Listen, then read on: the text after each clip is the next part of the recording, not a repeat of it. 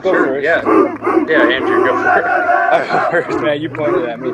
Yeah, my name is Andrew Chammas. I'm just a Lebanese dude. I was born and raised in San Diego, and how that relates to this episode and how it relates to COVID is I've been in the biotech industry for 12 years here, doing research on, a bunch of things, but mainly on stem cell related research and a lot of stuff that's related to neuroscience and just because of the COVID pandemic, our company has shifted more into exploring vaccine ideas and stuff like that. So that I think that's the reason why I'm here on the show, right? To talk a little bit about that.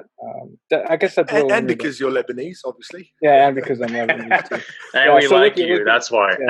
Yeah. Looking forward to talking about it because it is a very interesting virus, and it's a lot different than. I mean, it's also from the family of other coronaviruses, and SARS made a lot of publicity, 8 years ago, 10 years ago, but it's a little bit different than that. So interested to talk about it and converse with Frank and you about it. Awesome, mate. Thanks for jumping on. And obviously, you guys know Frank the Yank.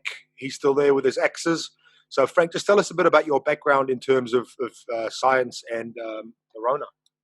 Yeah, I mean, me and Andrew have pretty similar backgrounds, dude. My background's in molecular biology. Started off, working on Alzheimer's, but then transitioned into immunology and allergy, and then now I'm more on the business side of things. But yeah, I mean, Lebanese culture, especially at least American Lebanese will know this, but you can choose between being a doctor, an engineer, or a lawyer. So Andrew and I were on that doctor path, but we found other passions. Drew is a pretty well-known producer on the music side in San Diego. And I'm doing the rugby thing, as you know. Yes. And other things. But yeah, we both work in two different companies. And just as a preface, before we start talking and getting into the nitty-gritty about the coronavirus, Andrew and I have not talked about this outside of this. And since I landed in San Diego, we've only seen each other a few times because of the lockdown and things like that. And we were talking about other things like maybe doing a LAN network and Counter-Strike, Lebanon status. Yeah.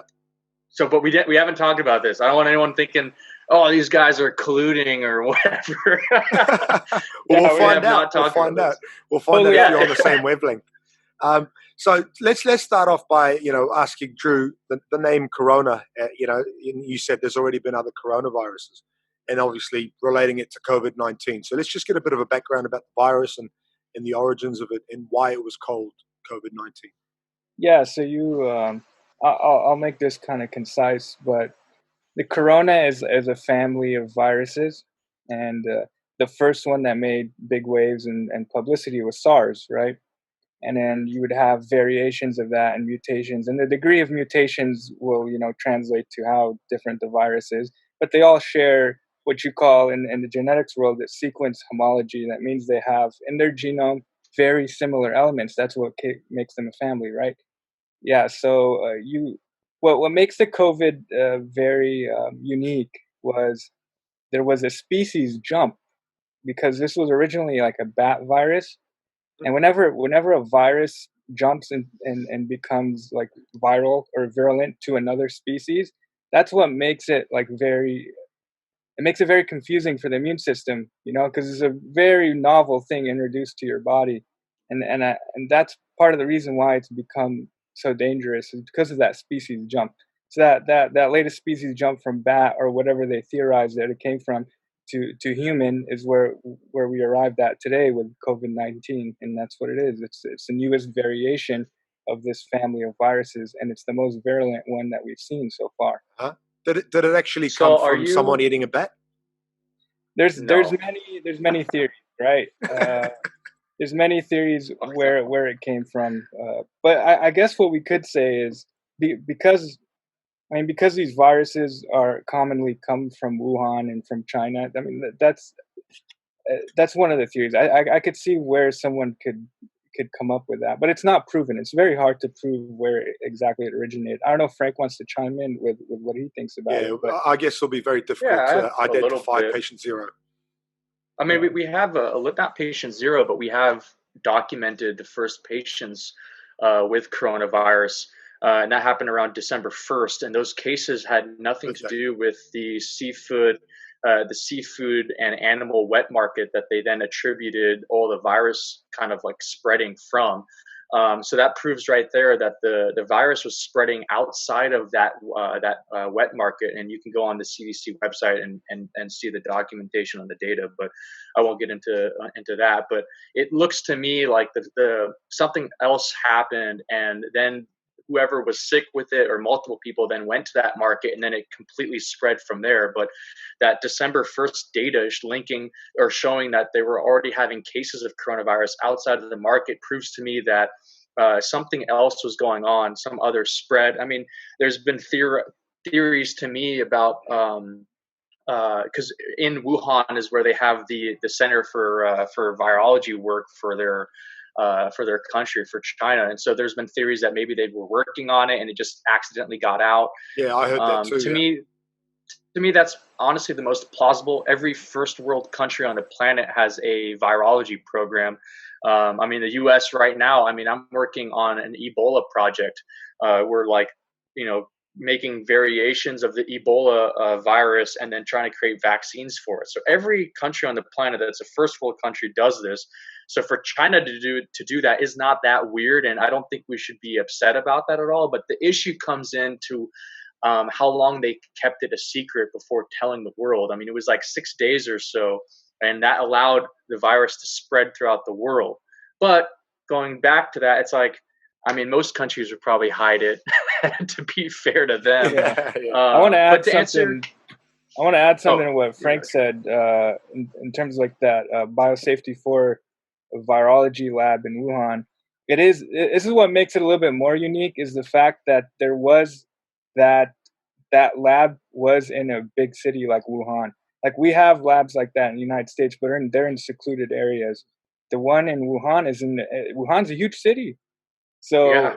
I'd never heard of it before COVID. Yeah, but what did they say? There's something like 11 million people there. I need to get fact checked on that, but it's a big city. So yeah, it provided a very optimal environment for a negligent accident like that to happen. So it's more so to support Frank's point. That's a very ideal condition for experimentation to go wrong. And disposal. 11 million. You're right, Andrew. Yeah, disposal of the animal. In an area like that. Because that's what they're doing. They're doing animal research with these viruses in that virology lab. It just creates a perfect environment for a pandemic spread. Yeah, well, it blows my mind how something like that is just completely shocked the world and brought it to its knees, really. And they still haven't found a vaccine. And I imagine that's what you guys are kind of researching and working on at the moment. Mm-hmm. I mean, Andrew could probably talk about a vaccine work more, but dude, vaccines are so hard to create. I mean, most vaccines take like 5-10 years to make. And even so, like, look at the flu, right? We have flu vaccines. They're like 10% effective. So it's not like if you get the vaccine, all of a sudden we're all going to be cured and everything is going to be hunky-dory.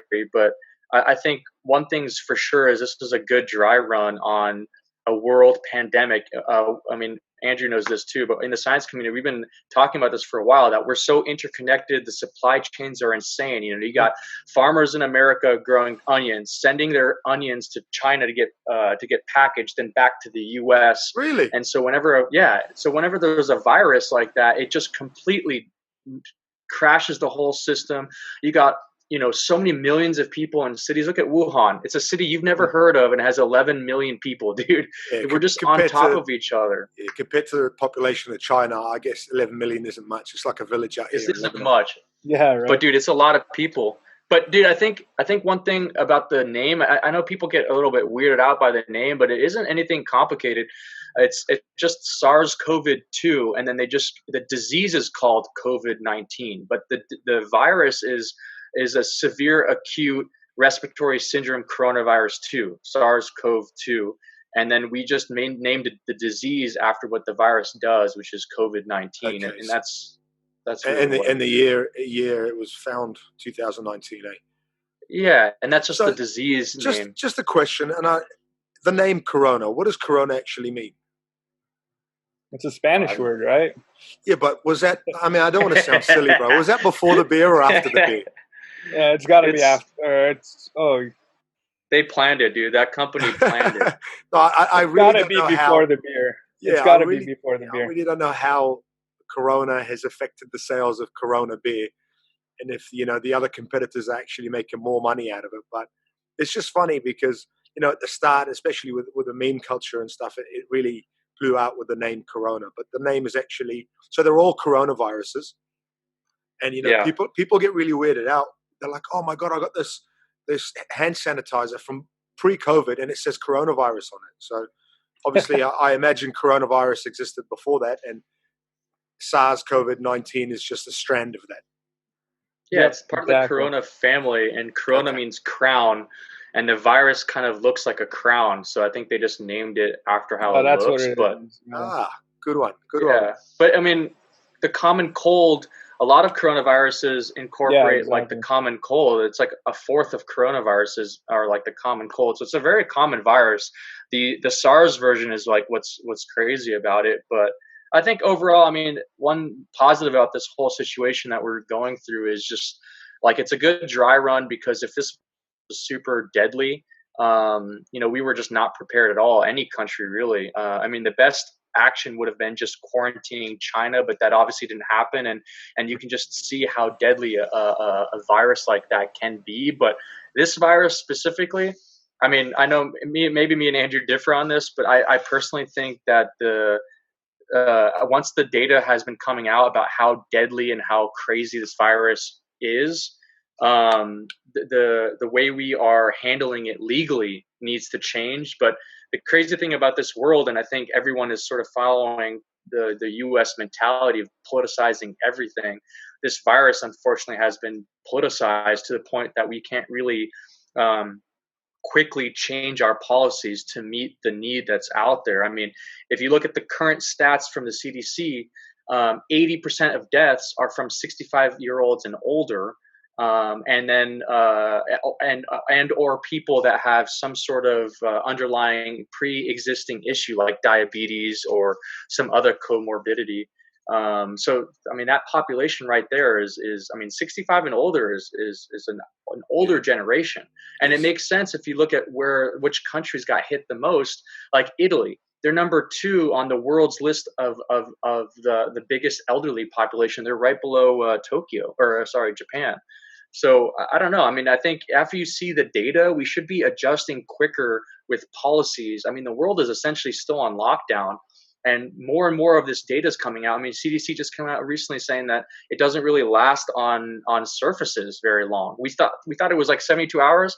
Drew, when you heard that, what did you think when they said 72 hours? It just didn't compute with me. I thought sometimes when these journalists do some investigative journalism and then they read this scientific literature, I think a lot of times they get overwhelmed and then they just look for the easiest interpretation of the data, and then they just go for the absolute upper limit. Yeah, is it possible that it could survive on a surface for 72 hours? It's possible if the surface provides like a very moist environment for the virus, but that's not the typical situation with most surfaces, right?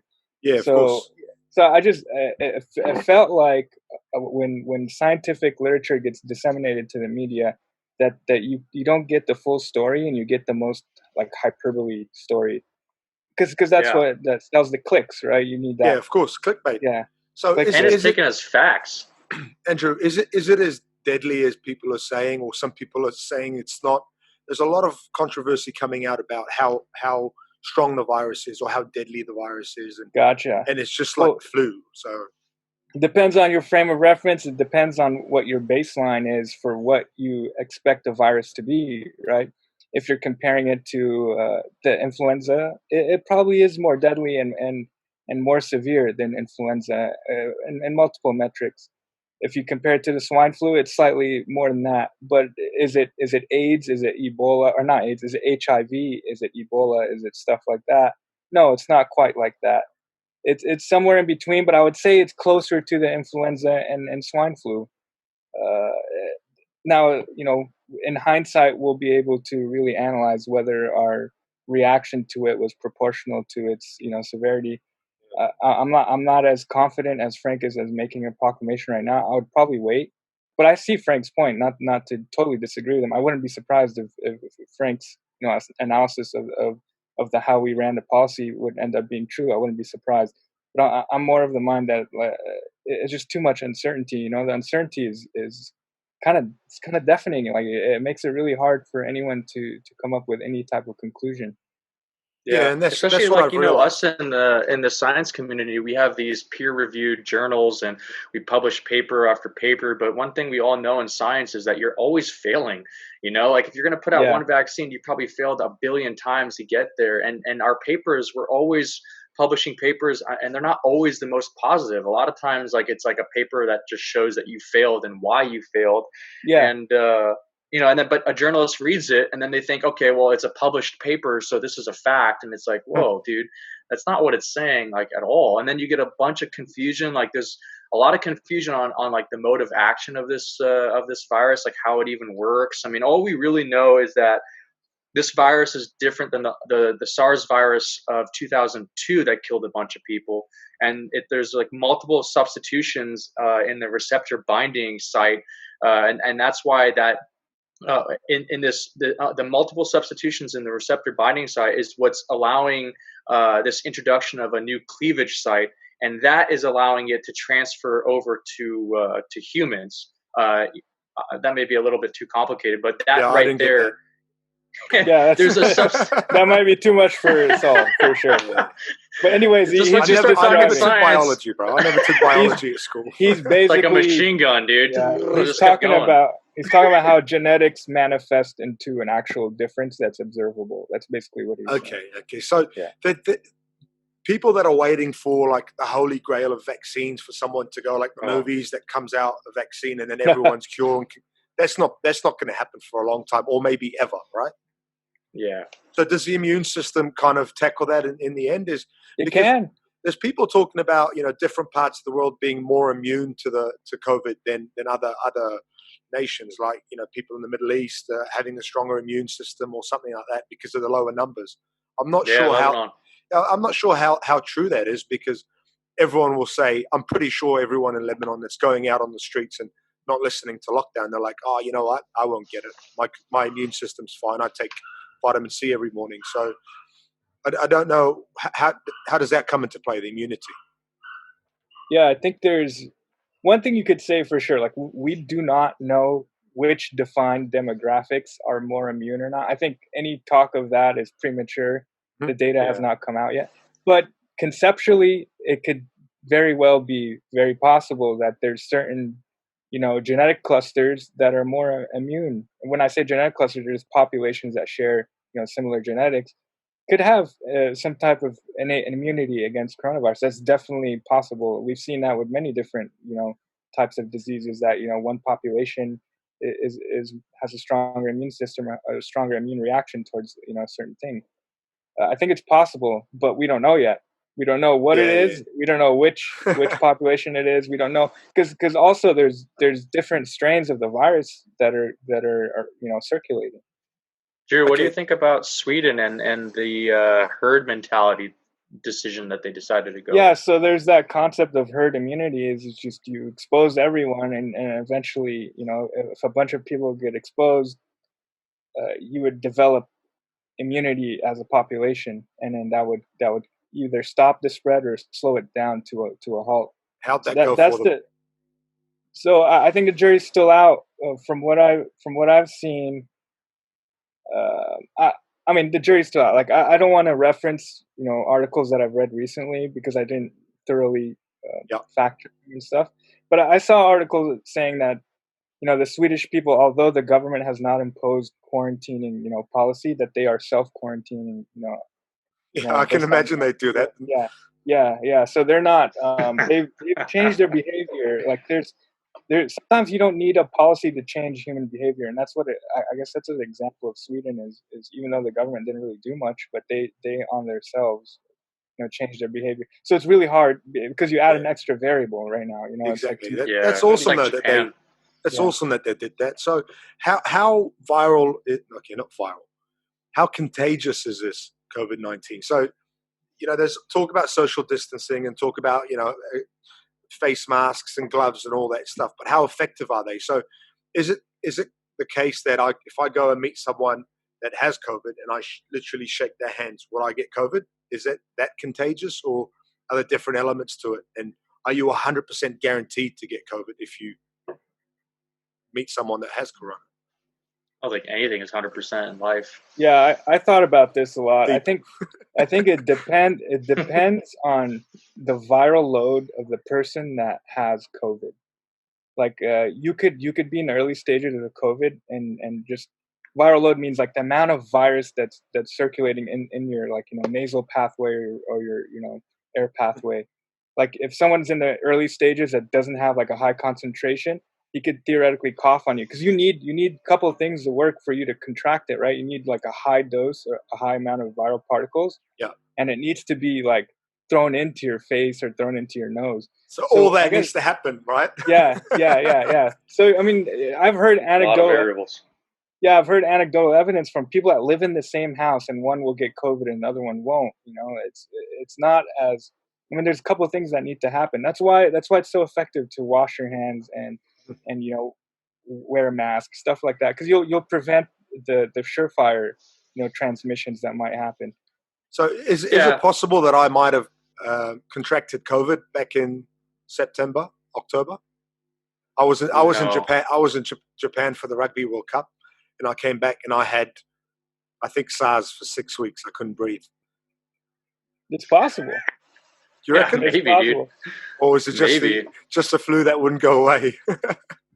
I mean, you never know, dude. You could get tested. You could get your antibodies tested, but yeah, I'm not keen on that, mate. I think I'm fine. I've followed all the rules and I've quarantined. 6 weeks seems long. Yeah, it must have been something else then, mate. Did you really get sick for 6 weeks? Bro, I was out for 6 weeks. I had to stop shisha for 2 weeks. Oh my god! Imagine that. This is bullshit. This is BS, dude. No. I promise you. You can ask. I actually self-quarantined as well. Bro, if you stopped shisha, that means you were dying. Yeah, bro. Yeah, it was pretty difficult. Oh, mate. No, so okay, that's good info. That's really good info. So I'm glad we covered all that. We covered, how it's. Well, you said how it's transmitted, how contagious. I think there's some intricacies to the PPE. The protection, preventative equipment that you're using. Like Andrew said, the best thing is washing your hands, and social distancing works in a sense, because just like the particles that are coming from your mouth, let's say if you're coughing or just the liquid, sure, that'll work. But when it comes to like masks, not every mask is going to work. Like an easy test, if you just take your mask and then you spray like cologne, let's say, and if the particles go through, you're obviously not stopping anything. But the reason why the masks in general work is just like, really the only thing that really will work is if masks are on sick people, right? Then they're not getting other people sick.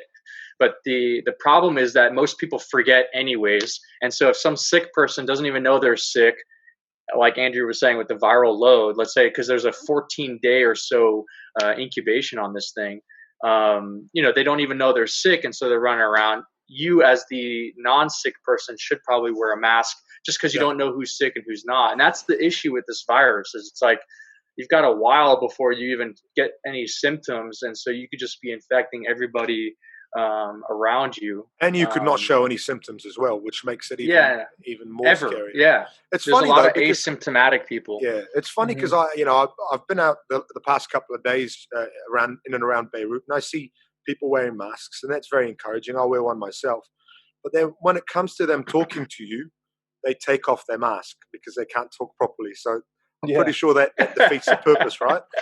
Yeah, especially if you're saying No, it's okay. So the mask is important. So I should keep wearing a mask. I mean, wash your hands too. Yeah, I do that. I do that. They've added this thing in Lebanon starting tomorrow with regards to fines of people wearing masks while driving, while walking, on their bikes. So that's a good thing. That's fines. Fines, yeah. 50. How much is the fine? So 50. Like what? $25? No, not $25, bro. So 50,000 used to be $33, but now in the black market it's like $12. Oh my God, dude. Yeah, that's a story for another day, mate. Yeah, that is a story for another day. That's terrible. I don't know, dude. I think one thing I've noticed when I go back to Lebanon, and maybe Andrew has a different outtake on this, but for me, when I go back, it always blows my mind, like where people are getting their news from. It seems to be specifically like CNN or BBC, but what's happening is that like our internal U.S. politics is influencing media, and media has been shifting for a while where it's almost like sensationalism, where you have to double check any media source that you're going with. You have with to anyway to make sure. But in Lebanon, I feel like most people don't. And the problem that I get into, at least up in wherever I am, is that like I'll ask people, why are you voting for this, or why are you with this? And most of the time it's like, oh, it's because my family did it, or my dad did it, or my mom did it, but they don't really know what's going on. And I saw a lot of problems with that. And the same thing goes with these major world events. I'll get like texts from my relatives, with some like ridiculous article from a CNN opinion piece, and it's like, dude, this isn't a fact. This is an opinion piece. But then I'm getting text messages like, America is sending aid to Lebanon, but it's only for the dogs. Shuhei, I'm like, where did you get that? It's not even a real, it's just like some crazy article, but because it was shared around, I don't know how it goes in Lebanon, but it seems like when one thing is shared, it goes spreads like wildfire, quick. Yeah, it spreads like wildfire. So brings me to my next question in terms of travel. I know it's completely changed the dynamics of travel, and I don't know when people will be able to travel freely, and I'm pretty sure it'll become a luxury. But is there a way that traveling can be safe on a plane? I mean, I know there's been a lot of repatriation flights, and some people have had COVID, and other people didn't get it. But surely it can't be common practice to have people sit one seat yes, one seat no. So how do you think they're going to tackle that? Andrew? Yeah, Frank, you should answer that. Frank should answer that because he traveled more recently than I have. Yeah, hazmat suits, dude. You're gonna wear like really that bad? Full bio? No, I don't know, dude. I think with this virus, I think the data is gonna come out and it's gonna be less than what we thought it was, which is a good thing. It's not gonna be as intense, but in the future, for a really bad virus, let's say something like the bubonic plague, some crazy virus, I think it's going to change the way we travel completely, where you're either having less people on a plane, or you're having some sort of like compartments where more people space, are possibly kind of separate. Yeah, hopefully. More maybe space that's a positive. economy. But the price will go up. Yeah, obviously. I mean, I've got a lot of friends that work for Emirates Airlines, and they've started flying now. So they've obviously got policies and procedures in place on how to do that. But it's amazing how the virus traveled from Wuhan all across the world and in such a short period of time, and how different nations, reacted to it. But I guess we're more prepared now for anything more serious, just like you said. Dude, you would hope so, but I don't know, man. That's like, that gets into whether or not you trust government or not. But I mean, they've had like 80, 60 years at least of people, other viruses coming through, like SARS, the first SARS, the swine flu, SARS all of these. The first. Yeah, the first one. I like that. SARS the first. Yeah. I like that. That was a good one. Yeah, SARS the second. Yeah, when SARS the first got elected. COVID-19. Yeah. When that person, when SARS the first came into power, everyone should have prepared then, but we haven't really. So it's a little bit sketchy, dude. The best thing I think is, as soon as a country is coming down with some sort of crazy virus like MERS out of the Middle East, just shut down that country, where you just quarantine them in their country, let it die out, and then and the rest of the world can travel. So all these supply chains continue, and you don't have some worldwide pandemic. But I think that's the only way to do it in this day and age of travel and planes going all over the place. Because other than that, dude, it's going to be real difficult. You're going to have lower people on planes, which means higher prices. There's going to be so many other factors. I don't even know if we could predict it. But yeah, when I flew back from Tokyo, it was strange, dude. There was nobody in the airport. There was nobody on the flights. We had whole rows to ourselves, and we wore masks the whole time anyways, even though it was like before the government telling you to do that. But I don't know. I think it gets into that. It's like, I think over time we've started, and maybe this is just a thing we've been doing for years as humans, but I think when you have power, it's easily to get corrupted. And I think a Yeah. lot of our governments, regardless of what country, they don't always have our best interests, dude.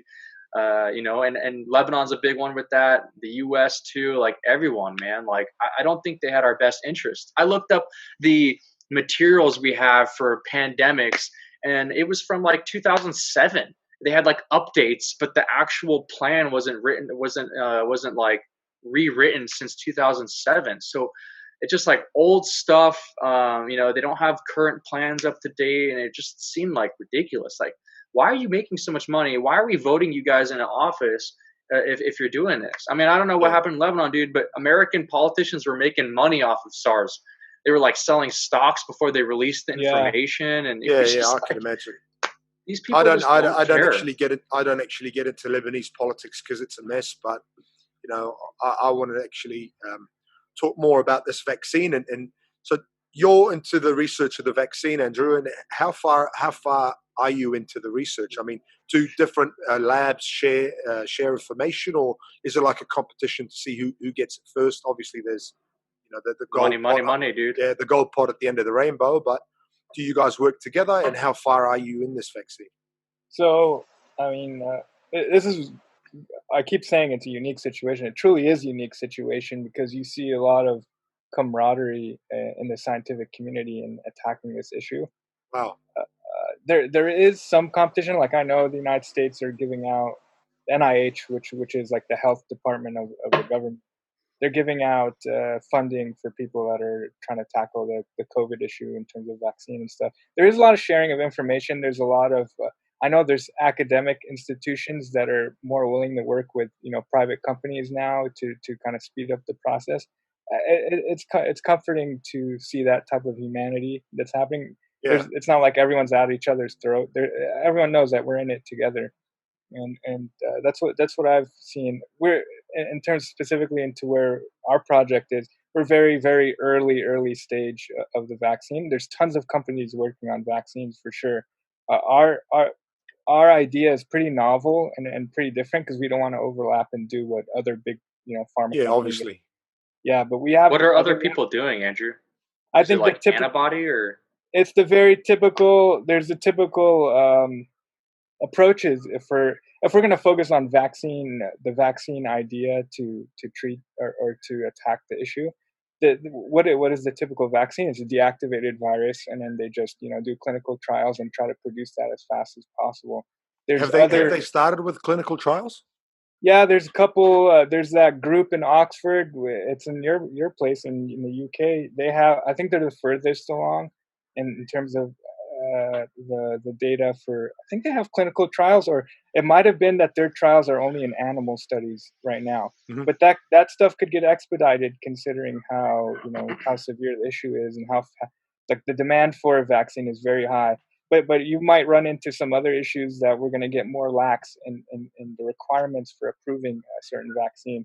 And you've heard discussions of that from the FDA, which is our regulatory health regulatory drug institution. Yeah, and I other always hear countries FDA approved. FDA approved. Yeah, so they're going to get more lax because people are desperate to get a vaccine out, and then the desperation is coming from many different angles, right?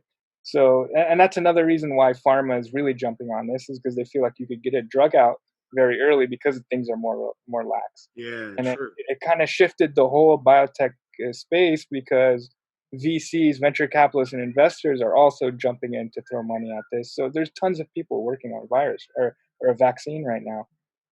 But Frank mentioned some concerns about the vaccine, like how long it takes to produce it. First of all, to get it, to get efficacy, data, to mass produce it, to throw it into populations and treat people. These are huge hurdles, huge hurdles, and we can't understate how how big of a hurdle that is.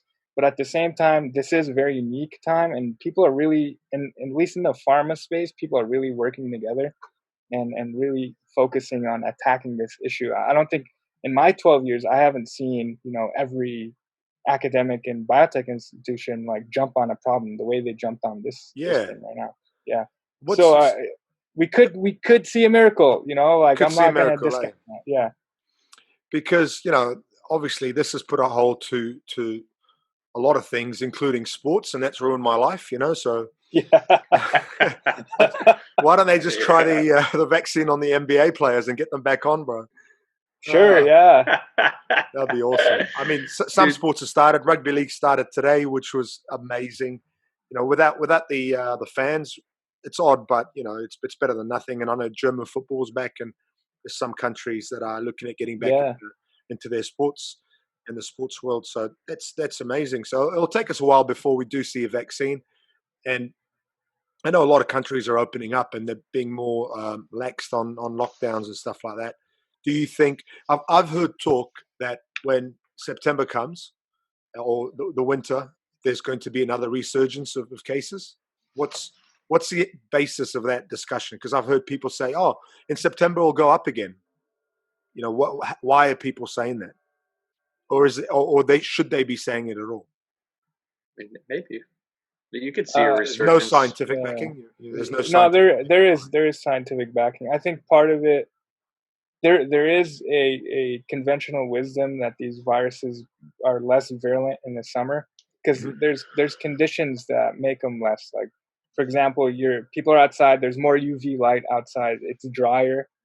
The transmission of virus, and a virus doesn't like weather that's very warm. Obviously, there's multiple environmental conditions that would decrease the virus. The reason why is like when you have when fall comes back around and then it cools down, there might be some carriers that could re-inoculate populations, do that. So it's basically you're going to see this cycle where you see downward of people that are positive, and then you go back, life goes back to normal, we're back to having concerts or whatever, and you could have that event. Yeah, you could have that exponential spread event, and then that could reignite a second wave. That's what the theory is. There's a scientific basis for it. Okay. I'm hoping that it's not it's not as crazy. I hope as so some too. people are I saying, hope so too, because I know a lot of businesses are struggling, and the whole world's struggling really because of this. So having a resurgence will be, can someone carry this for a longer period of time than 14 days? I mean, if we get 0 cases for a month or 2 months, let's just say hypothetically, can it pop up again? I don't. The longest I've seen published was I think 4 weeks. I don't think there's been any cases that have been longer than 4 weeks. So is that what you're asking? Just like how long someone can be sick with it? Well, that my question was actually right? or carry it really. So if there was no like asymptomatic, if there was no cases for a while, can it actually pop up again, or can you kill it completely? I don't know if you can kill it completely at this point, just because it's worldwide. But like Andrew said, dude, 4 weeks is the longest that. Yeah, forget worldwide. Let's say Lebanon, right? Yeah. So they, hypothetically speaking, I'm just talking about viruses in general, not COVID, the 19th. If you stop, if Lebanon has, 3, 4, 5, 6 weeks of 0 cases, and nobody traveled into Lebanon or out of Lebanon, will that remain 0 constant all the time, or can the virus pop up again? Oh, I see. No, I mean, I think it would be gone. It'll be gone, right? I mean, it depends. It's just a medicine question in general, like not really. Yeah. But the thing is because of how the world is, I don't think it would. As soon as you have one person travel into Lebanon that may have it, I mean, it'll restart in a way. I get that. No, are you saying that if we had mass testing, like you tested every single soul in Lebanon and there was zero resurgence of COVID, would it come back? Would it spontaneously pop back? Yeah. No, it cannot. It cannot spontaneous pop because coronavirus is what they call an RNA virus. It doesn't integrate into your genome. So once your immune system kills it, it's done. It doesn't resurge. Awesome. It's not like HIV. HIV throws its genetic material and integrates into your DNA. So that you're always gonna have that. Okay. And there's other viruses that are integrated too. Yeah. I missed that one. Crack up. Okay, so but dude, so like you said, your scenario would kill it forever for sure. That's what I was asking, just a hypothetical scenario. So what's COVID?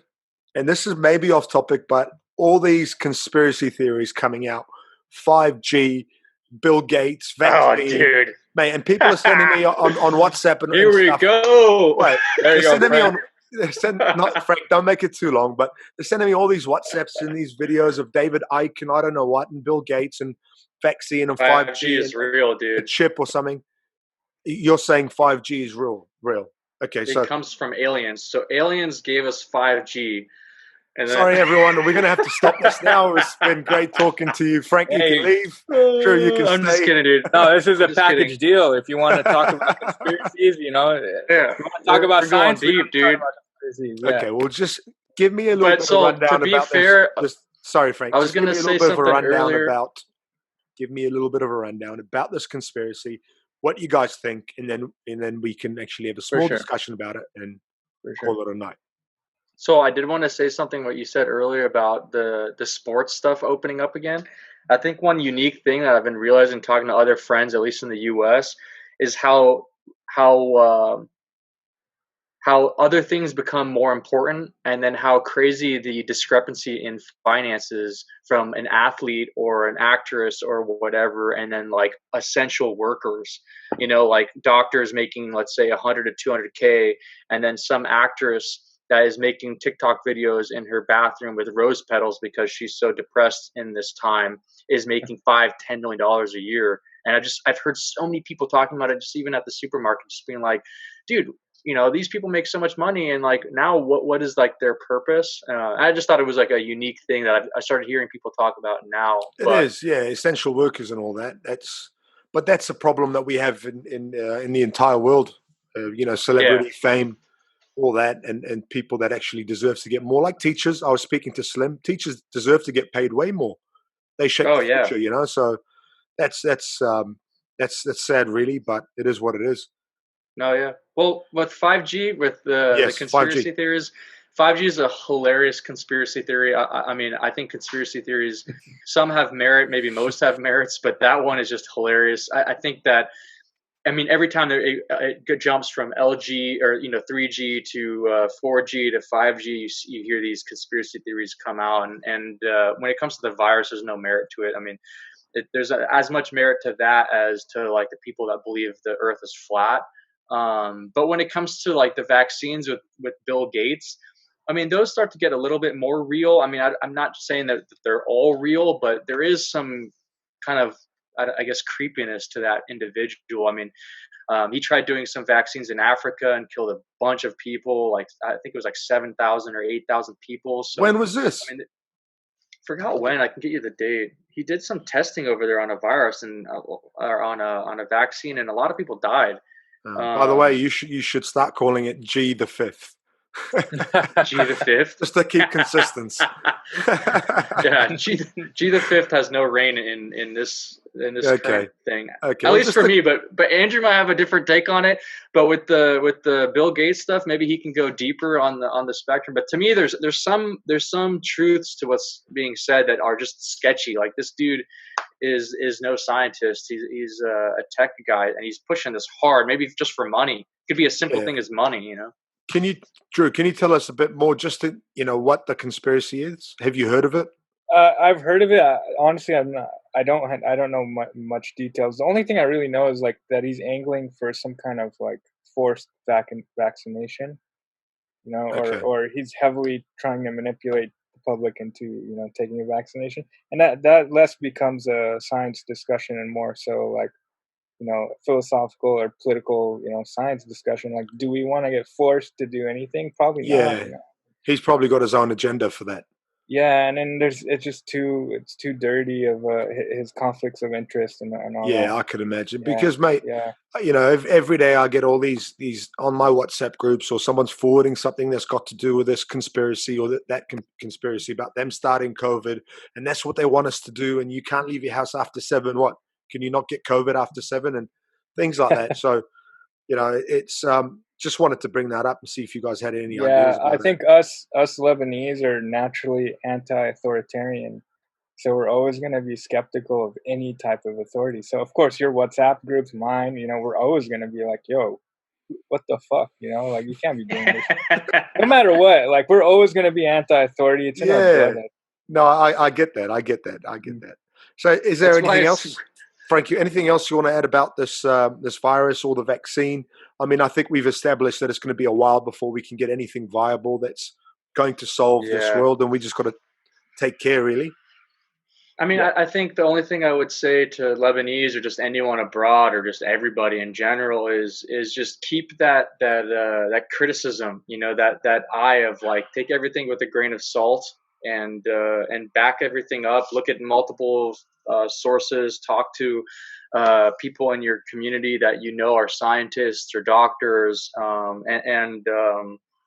back up what you hear or you see, and also do it just off like a logical thing, like test it to just a normal logical path. Like you have a virus that's like an organic.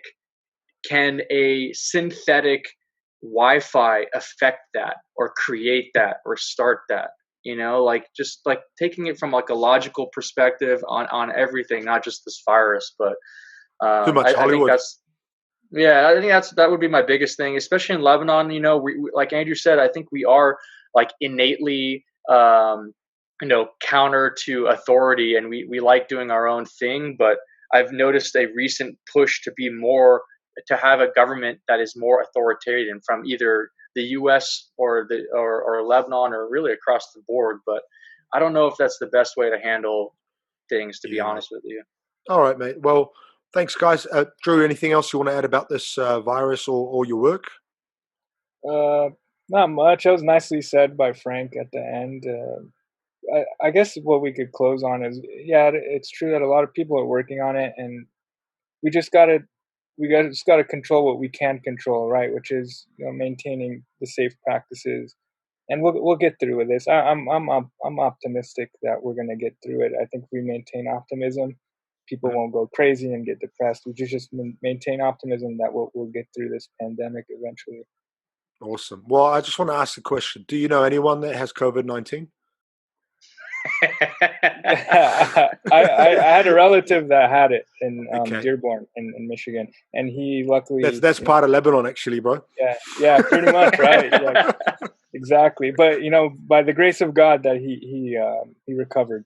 So it's very real in my circle. What about you, Frank? Do you know anyone that's contracted COVID?